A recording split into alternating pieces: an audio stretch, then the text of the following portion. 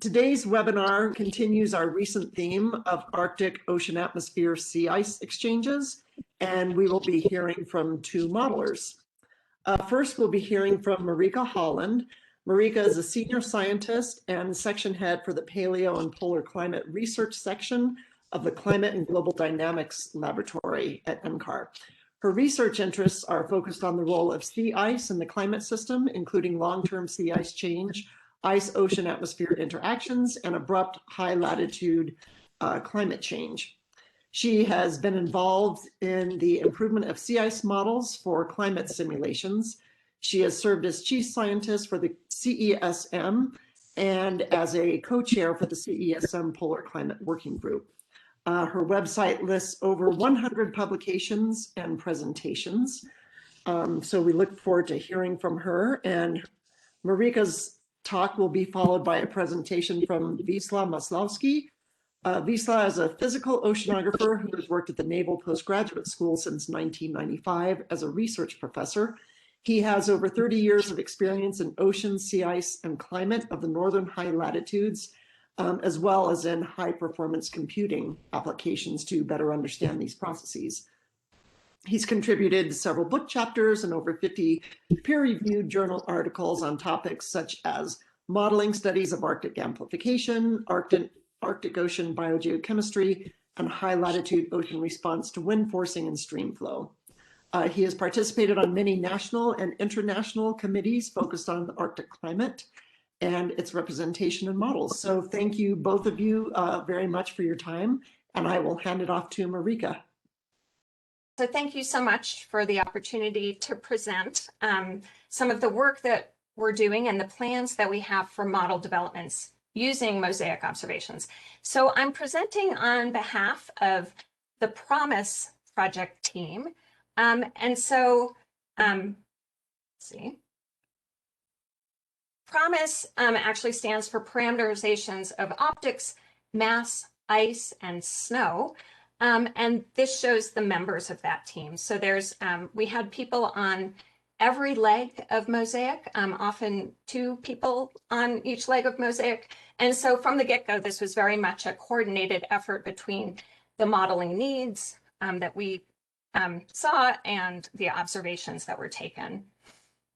So we have three main questions that we're trying to address under this project. The first is, what is the role of snow properties in controlling the sea ice mass balance? And the spring, early summer shortwave radiation budget? How is solar energy partitioned and what is its fate in the seasonal ice system? And how is energy partitioned between basal and lateral melting of the sea ice? And what are the processes that affect that? So these were sort of the motivating questions. I'm not going to go into a lot of detail on the MOSAiC campaign itself. I expect you guys are quite aware of that. It was, a year-long drifting campaign within the Arctic Ocean. You can see on the map here the different legs that occurred.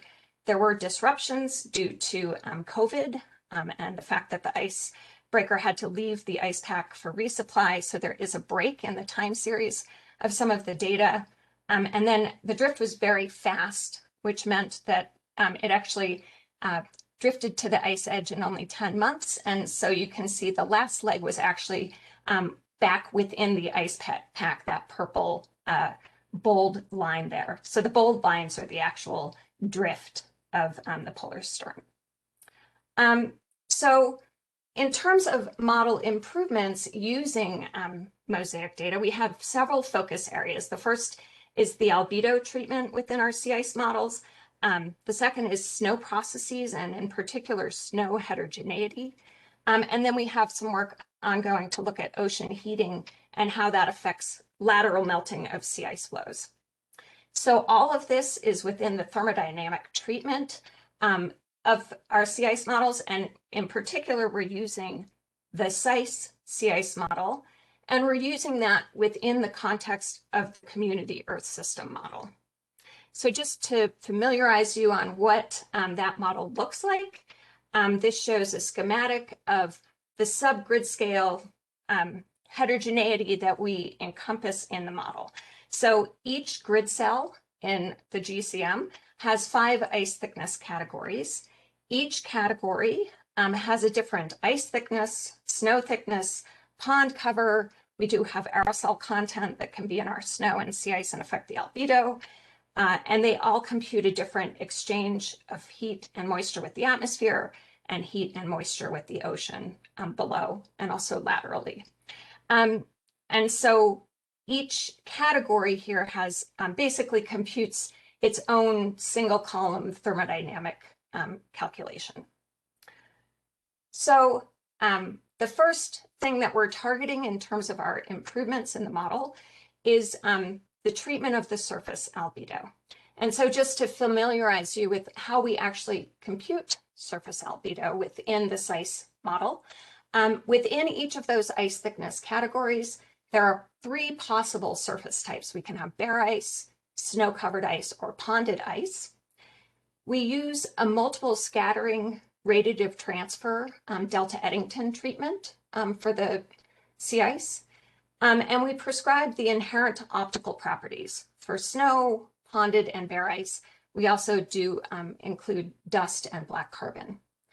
The model computes radiative transfer in 3 different spectral bands. And so on the left-hand plot, you can see how those spectral bands are broken up. So the red line here shows Sheba observations, so from the 1998 Sheba field campaign for bare ice in red and ponded ice in blue. So you can see the spectral albedos.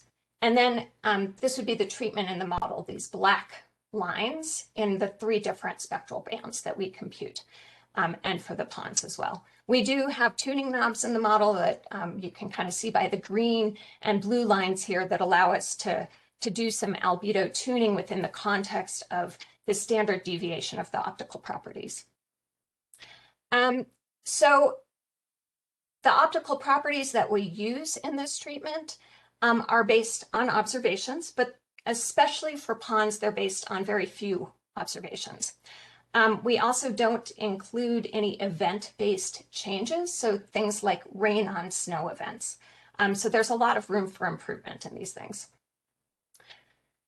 We have started assessing what the model simulates with the MOSAiC observations to try and understand how well we're doing. So this shows the broadband albedo in the model in some CESM2 simulations. The blue shading here is the range across different ensemble members. The kind of smooth line here is the ensemble mean. And this is in a kind of a vicinity of the MOSAiC campaign in terms of the location that the model, that we're taking from the model. The MOSAiC observations are shown in the blue circles, and observations from Sheba, just as to provide some context, are shown in red. So in terms of the broadband albedo, the model's doing some things quite well. It has, sort of this dry snow albedo phase in the spring. You then move into melting snow conditions, and then ponded ice with quite low albedos in July and August, before you then go back into freeze-up conditions and snow-covered sea ice conditions with a bright surface. So looking at this, it actually looks like the model is doing things quite well compared to the observations. However, there are some indications that it's doing this perhaps for the wrong reasons. So on the right-hand panel, you can see the ponded fraction of sea ice. So our pond fractions in the models shown in kind of the smooth, thin lines, and then the observations in the symbols for MOSAiC, Sheba, and the ICEX campaign as well. And the main issue that I want to show here is just the fact that the model has very high pond fractions relative to all of these different observational data sets, suggesting that perhaps our ponds have albedos that are too high. Perhaps there's too much snow cover remaining on the sea ice in the summer. And so we get a good broadband albedo even with these high pond fractions because of some compensating biases in the model. So those are the kind of things we're looking into further. We do have observations from MOSAiC that are helping us to better understand and improve these things as well. So this shows spectral albedos of ponded ice from both MOSAiC and Sheba. You can see that the pond albedos can be highly variable. This is something that we don't really include in the model. or at least appropriately include. So we're looking into revising and improving that aspect of the model. There are also things coming out of the MOSAiC data that are not things that we were really considering at the beginning of our project, but I think are providing real improvements of opportunity. So one of these is the fact that there was a lot of sediment-laden ice observed at MOSAiC. You can see the spectral albedos here for sort of in the dark blue before the sediment-laden ice was exposed, and then in the brown, the albedos for the sediment-laden ice. And you can see the broadband albedos listed on the bottom here. So we're actually considering improvements to the model by incorporating sediment in the sea ice and the albedo impacts of that. So some really interesting things coming out of the observations. MOSAiC can also provide information on the influence of these specific events. So on the left here, I'm showing spectral albedos of a melting surface in the blue, and then a day later after a fresh snowfall. So you can see kind of these episodic events and how they're impacting the albedo. And on the right, similarly for a rain on snow event. So we're considering several different albedo improvement targets, increasing the spectral bands that we use, the number of spectral bands, and better aligning those with the atmospheric models that we're using, updating inherent optical properties with a particular focus on ponds, and reassessing the assumptions that we make in the factors that affect different surface types. For example, how much meltwater we retain on the sea ice that then feeds pond development. So those are some of the things we're thinking about. On longer term priorities, we're also thinking about the influence of these episodic events, particular rain on snow, and also sediment and sea ice. We also have work underway to look at snow on sea ice and to better simulate the impacts of snow on sea ice. This is important because snow is among the most reflective and also the most insulating natural materials. So it actually has a very large impact on the sea ice mass budgets. Within the model, SEIS has a single snow layer on each category, and it can be fractionally covered. So you can actually have some bare ice even with a snowpack. The distribution of the snow, however, has a large impact on its effective thermal conductivity, and we don't really incorporate that. And in turn, the fractional coverage of snow can have a large impact on the surface albedo. So we do have some really exciting observations from MOSAiC that are allowing us to better understand the snow heterogeneity. So this shows some snow Lidar data. So there were Lidar data scans every week or so over the same region. So we can basically look at how that region evolves. So what I'm showing here on the left panel is a 200 by 300 meter swath region of the ice, and you're seeing the surface relief. So basically in the red lines, you can see where there's ridged ice. So these high ridges, and then you can see in the blue where there's level ice. So basically this is flat second year level ice. On the right, you see the difference between these scans, and this is over from January 25th to February 2nd. And what you're seeing here is after a snowfall event. So there'd been a snowfall event, and so we can actually attribute these changes to snow on the sea ice surface. There wasn't any sort of dynamics driving changes in ridging or things like that over this time period. But what you see is that while there was significant snowfall and the mean change here is something like 2 centimeters, that in no way is equally distributed across the ice. And you see indeed that the snow has been redistributed onto the sides of the ridges. This is really exciting data. It's allowing us to quantify things like how snowfall is being redistributed across the ice surface and to better quantify these things, and then in turn to understand the processes driving those changes. So this is important because it does affect the thermal conductivity of the sea ice system, and in doing so affects the heat exchange with the atmosphere and the sea ice growth. So we're considering model parameterizations to account for this heterogeneity, including revisiting our effective thermal conductivity of the snow based on the distribution of snow thicknesses that we learned from the MOSAiC data, and then also revisiting what we call snow patchiness in the model, which is basically just the fractional coverage of snow on the sea ice, which has a big impact again on the surface albedo. Marika, sorry, this is Charlotte. I got engrossed in listening to your talk and I lost track of time a little bit, but we probably have another couple minutes here before we need to turn it over to Wieslaw. So sorry for interjecting there. No problem. This is, I think, my last slide. So okay, perfect. Thank you. Yeah, so we also, very briefly, also have ocean heating and lateral melting as part of our project. In the model, lateral melting is just a function of the upper ocean temperature, and it's has some empirical parameters that are based on very few measurements, actually, just one set of measurements. It doesn't resolve leads, which can be quite important for the upper ocean heat budget, or the lead heat budget, because these leads can fill up with fresh water and become very stably stratified. So you can see Maddie Smith here taking measurements from a kayak in the lead during MOSAiC.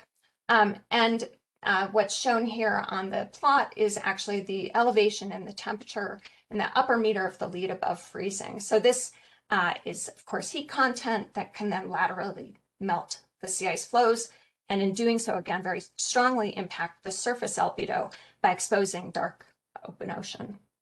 So these are also things that we're considering. So just to summarize, this PROMISE project includes studies of ice albedo, snow processes, and leads. We're targeting model developments in all of these areas, but we're really starting with the albedo improvements. Those are sort of the low-hanging fruit. And we do think that there's a lot of room for improvement in how we simulate ponds and the albedo of ponds. And then these other targets include snow heterogeneity and lead heating and lateral melting. So I know we're going to have a discussion at the end. So I guess I will just stop and turn it over to Wieslaw.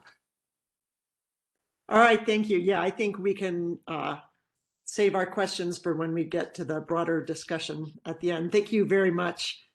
And Wieslaw, we'll turn it over to you. Okay, thank you. Can you hear me? Yes, we can. Thank you for the invitation and the opportunity to talk to you about some results that we've been working with a quite large group of a lot of people, observationalists involved in the MOSAiC program.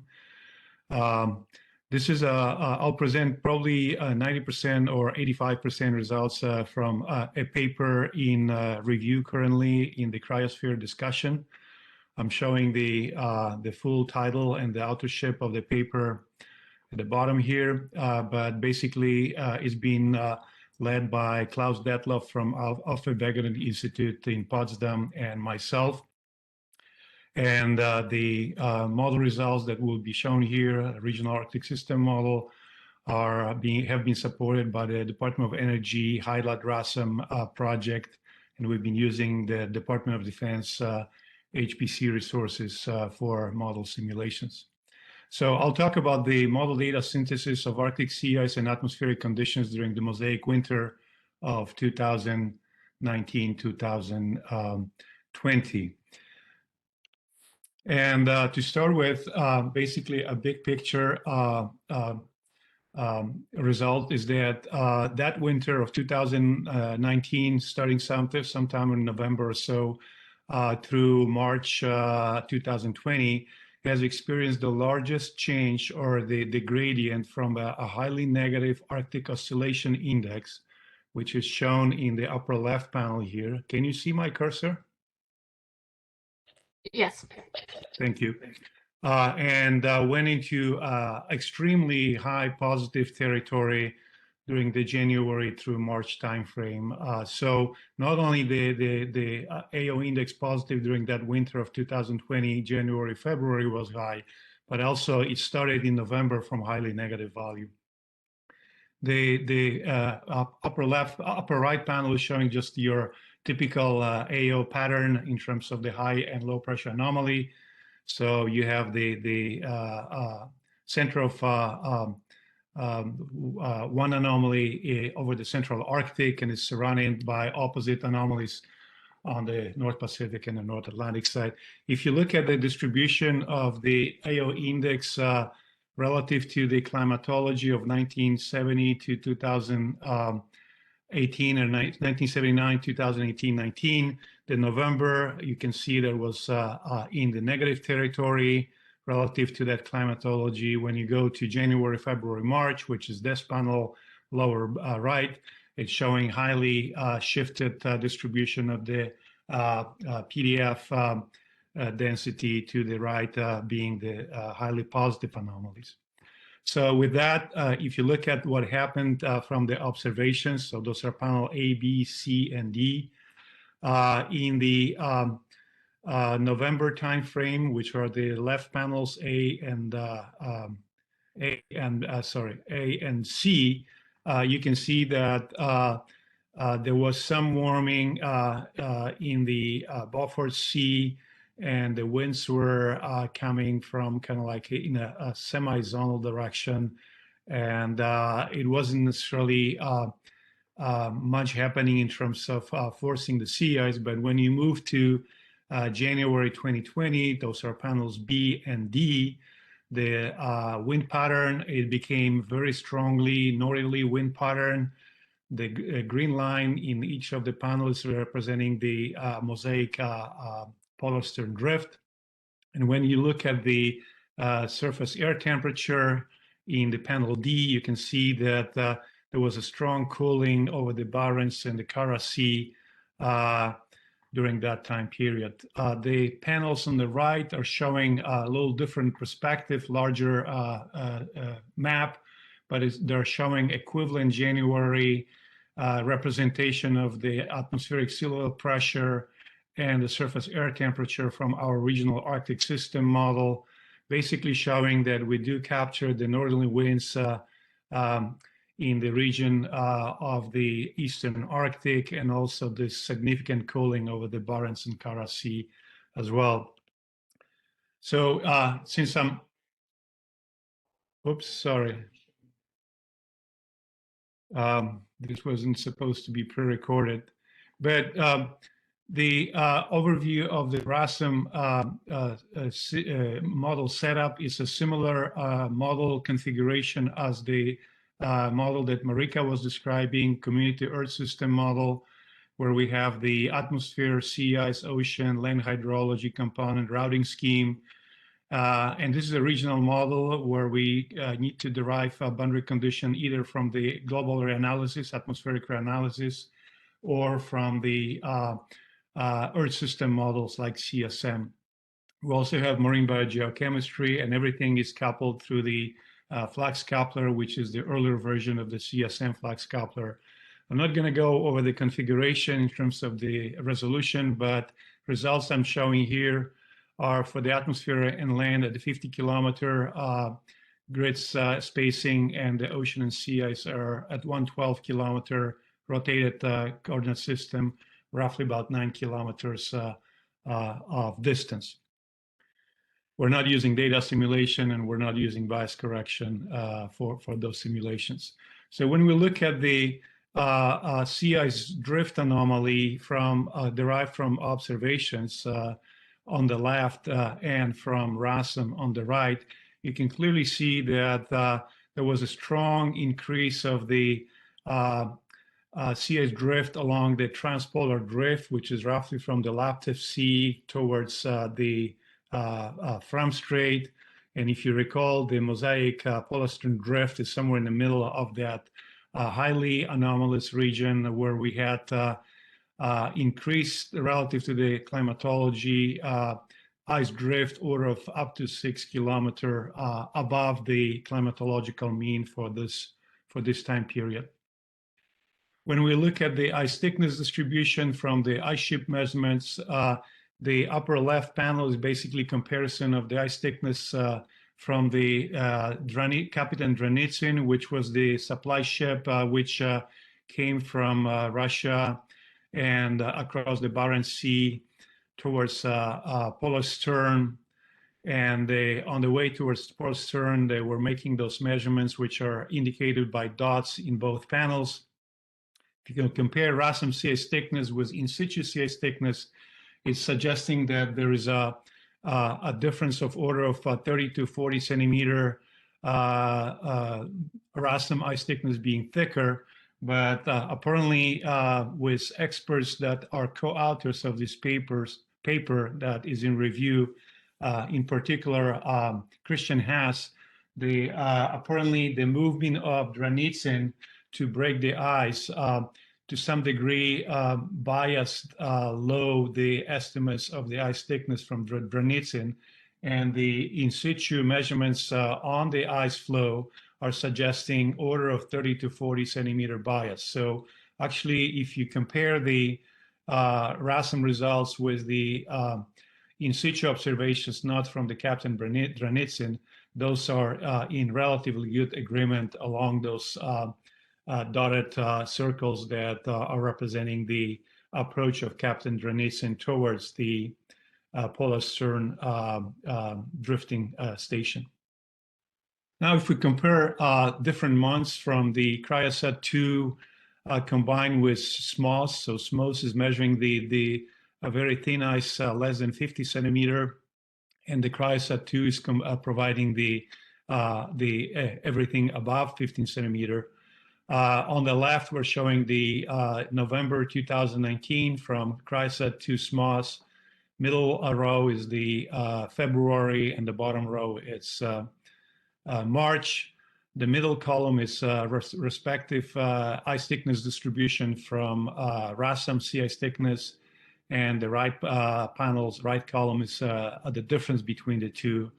And those scatter plots on the right are showing just basically the scatter plots and the correlation between the ice thickness measurements from Cryosat SMOS and the RASM ice thickness distribution. So basically, the agreement is relatively good in terms of the thicker ice being north of archipelago in Greenland, and thinner ice towards the southern latitudes. The differences in particular of interest along the Eastern Arctic, Northern Barents Sea, and Northern Fram Strait, which is not represented the same way in the Cryosat-2, and the difference is clearly showing that particular difference starting in November, and it to some degree intensifies in March and February and March. But if you look at the scatter plot, more or less the very, very good agreement between the Cryosat-2 SMOS estimates and the RASM ice thickness results, not suggesting a large significant bias. In addition, I need to recall that there's a relatively large uncertainty in the Cryosat-2 estimates, order of half a meter to maybe 90 centimeter or 1 meter during the winter time estimates of the ice thickness from Cryosat. So the stronger winds and colder winter also resulted in increased deformation. This slide is showing the observed instrument VIRS, VIRS, which is Visible Infrared Imager Radiometer Suite from the NOAA-20 satellite on the left, snapshot on the 5th of March 2020, and respective snapshot on the same date from the RASM ice thickness and the deformation field based on the velocity. So you can see that we're not representing the same necessarily leads, but the general orientation of those leads between observed and model estimates in the area of the polar stern drift is relatively well represented. Marika mentioned about deformations and leads being important in the model representation of not only the surface morphology, but also in terms of the air-sea fluxes. And this is the ongoing effort on the RASM team, where we're looking at additional results from the MOSAiC field observations to further provide this analysis of the importance of the deformation along the polar stern drift to the air-sea exchange, both heat and momentum. So final slide on this from this paper, from the manuscript.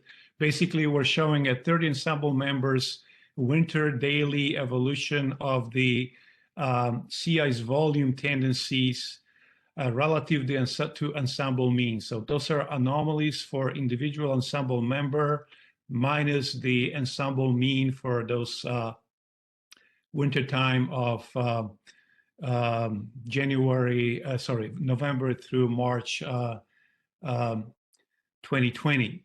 And basically, I don't want to spend too much time on those results. The blue is representing pan-Arctic anomaly in the sea ice volume relative to the ensemble mean, and the black line in each panel is just for the Barents Sea region sea ice volume anomaly.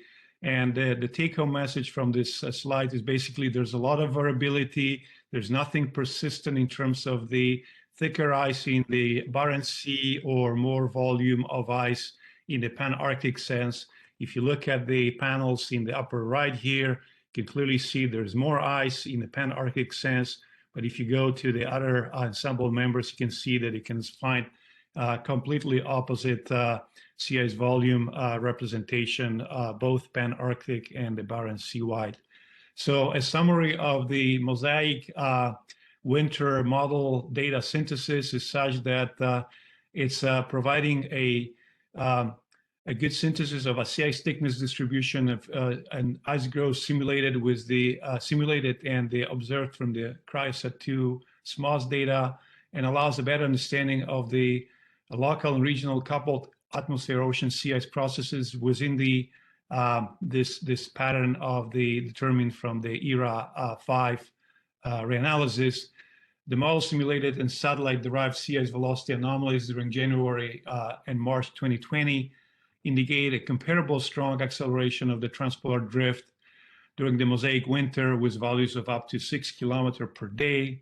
RASM simulated sea ice thickness anomalies are in good agreement with the Cryosat-2 SMOS data and show values of up to 1.3 meter in terms of the thickness anomaly, which occurred in particular in the northern Barents Sea, but also along the northern eastern Canadian coast, and to some degree in the central Arctic Ocean. Those thickness anomalies in the Barents Sea, where negative temperature anomalies occurred also, are strongly influenced by the atmospheric wind stresses, and are the results of the sea ice dynamics. It's basically pushing more ice into the northern Barents Sea, and that's part of the reason why the negative temperature anomalies have been observed there, because of the ice present. The analysis of RASM simulated sea ice volume from the 30 ensemble members with 6 months forecast simulation for November 1, 2019 through April 30, 2020, using different initial and boundary conditions, shows a pronounced internally general variability in the sea ice volume. So basically, we don't see a forced trend in this particular winter behavior of the sea ice, and the wind pattern is just a part of internal variability. If I have time, I have 3 more slides to cover, so let me know if I can continue. Let's see, I have you right at about 15 minutes here. That's fine. I can stop here, and we can go into question and answer. Okay, and maybe one of the questions will lead back to one of these slides. So thank you, Wieslaw. And I think at this point, Jenny, do we open it up for general questions before our closed session? Yeah, do we have any questions from the general public for Wieslaw and Marika?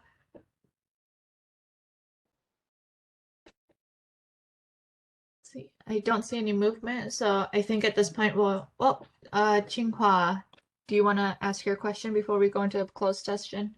Yes, really nice 2 talks. So maybe my question is for Marika. So I'm a user of a CSM1 and the CSM2, and I find both models probably have some too warm summer condition in Arctic. So I'm just wondering what Marika think, what is the main source of this bias? Not a bias, just like a little warm signal. So what do you think is the oceanic process? Could it be improved, or it's a sea ice simulation, or it's the atmospheric process? Yeah.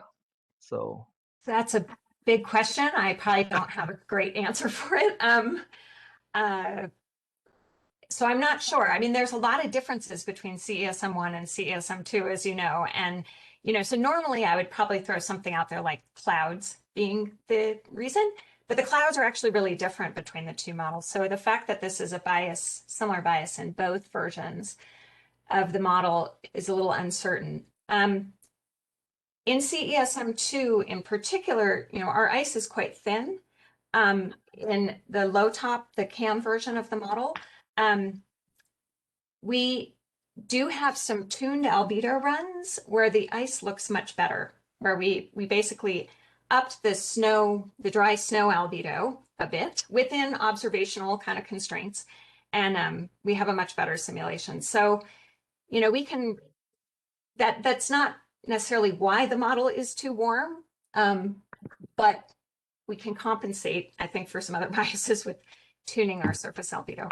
But yeah, I'm not exactly sure. I mean, I think there's so many processes at work in these models, it's really complicated to tease out a bias and the cause for a particular bias. So sorry, I don't have a better answer for you. thank you. All right. So if you have any other questions for Marika or Wieslaw, I would probably encourage you to contact them through email. So at this point, let's go into the closed portion so that we have enough time for the PISMIT panel discussion.